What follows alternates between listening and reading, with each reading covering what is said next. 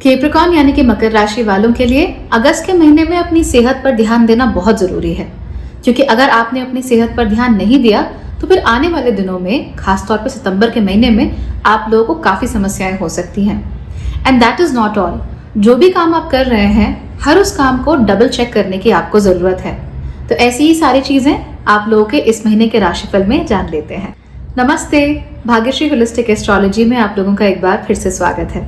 यहाँ पर हम बात करते हैं पॉजिटिव, इंस्पायरिंग और होलिस्टिक एस्ट्रोलॉजी की, यानी कि एक ऐसा ज्योतिष जो कि आपके पॉजिटिव पॉइंट्स को मैक्सिमाइज कर सकता है और आपके नेगेटिव पॉइंट्स को मिनिमाइज करने में आप लोगों की मदद भी कर सकता है। अगर आपको चैनल अच्छा लगता है तो सब्सक्राइब करके इसके वीडियोस को अपने दोस्तों के साथ शेयर करना बिल्कुल भी मत भूलिए।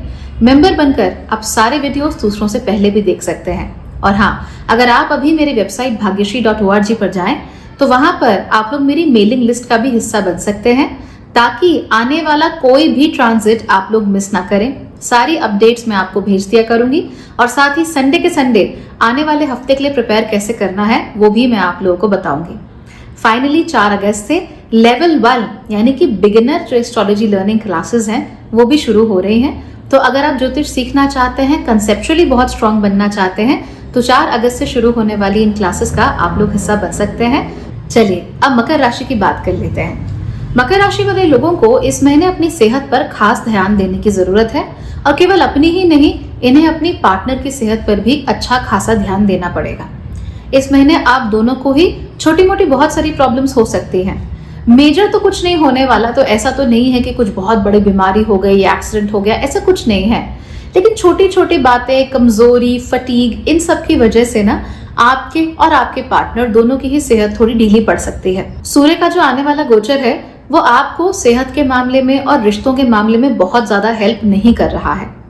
इस समय पर आपके पार्टनर आपसे बहुत कुछ शेयर करना चाहेंगे, खास तौर पे अगर आप लोग शादीशुदा हैं तो। दरअसल कई लंबे समय से उनके मन में बहुत सारी बातें बैठी हुई हैं और उन्हें समझ नहीं आ रहा कि बाहर कैसे निकाला जाए, बताया कैसे जाए, डिस्कस कैसे किया जाए। अब क्योंकि उन्हें ये समझ में नहीं आ रहा है, इसीलिए वो अपने मुंह पर ताला लगाकर बैठे हैं। लेकिन इच्छा तो हो रही है बताने की, इच्छा तो हो रही है शेयर करने की। साथ ही साथ जब शरीर कमजोर हो रहा है तो ऐसे में उनके लिए अब चीजों को रोक पाना बहुत लंबे समय तक आसान नहीं होगा।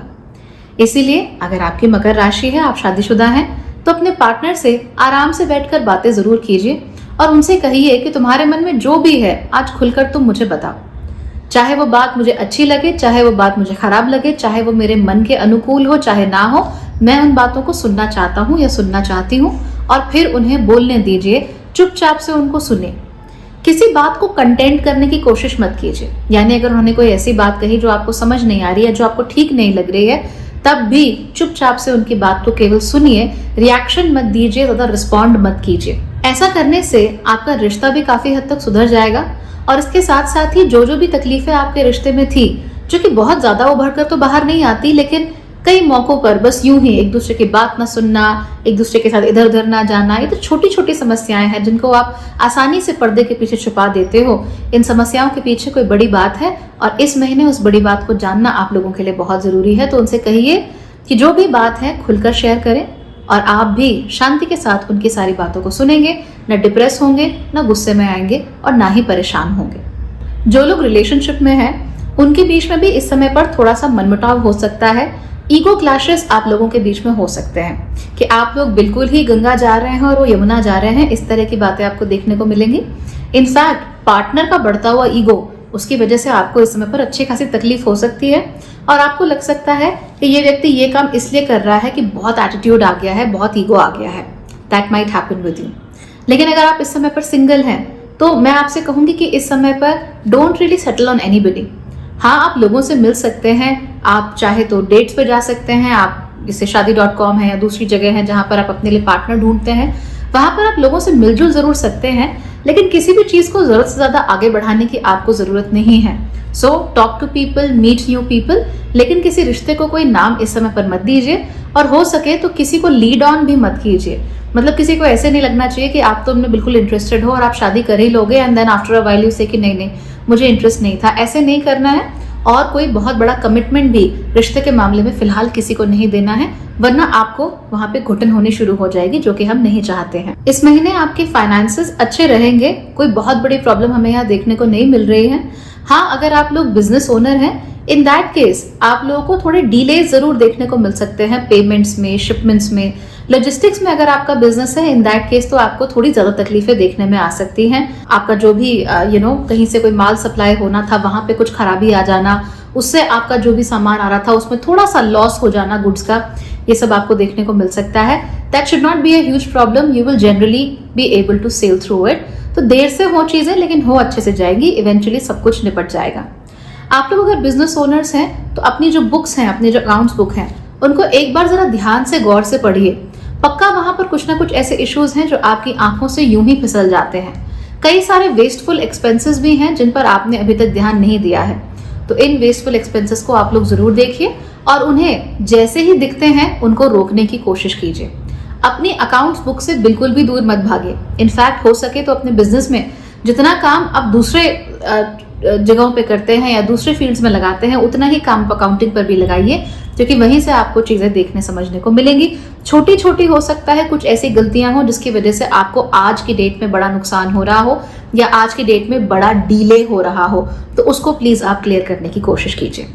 अगर आप एक एम्प्लॉई हैं, इन दैट केस आप कोई भी प्रेजेंटेशन दे रहे हैं, कोई भी पेपर जमा कर रहे हैं, कोई भी रिपोर्ट दे रहे हैं, उसको लेकर खासा सावधान रहिए और किसी भी चीज को जमा कराने से पहले उसको जरूर से डबल चेक कीजिए।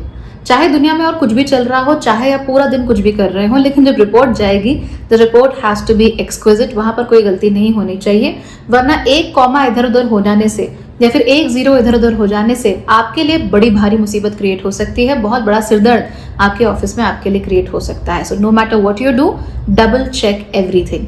और अगर आपको डबल चेक करने का टाइम चाहिए, इसका मतलब कि आपको अपना काम और एफिशिएंटली करना पड़ेगा, इसलिए ये करना शुरू कर दीजिए। Now you have no more excuses. ठीक, अदरवाइज चीजें आपके लिए ठीक ही हैं, लेकिन याद रखिए अपने सीनियर्स के साथ आर्ग्यू करने की कोई कोशिश नहीं करनी है आप लोगों को। अपने बॉसेस के साथ आर्ग्यू मत कीजिए। किसी को ये दिखाने, पढ़ाने, समझाने की कोशिश मत कीजिए कि मैं सही हूं और तुम गलत हो, खास तौर पे अपने बॉसेस के साथ, क्योंकि यहाँ पर आपको अगर तकलीफ होनी शुरू हो गई ना, तो फिर लंबे समय तक चलती ही चली जाएगी। So you don't really want to offend them.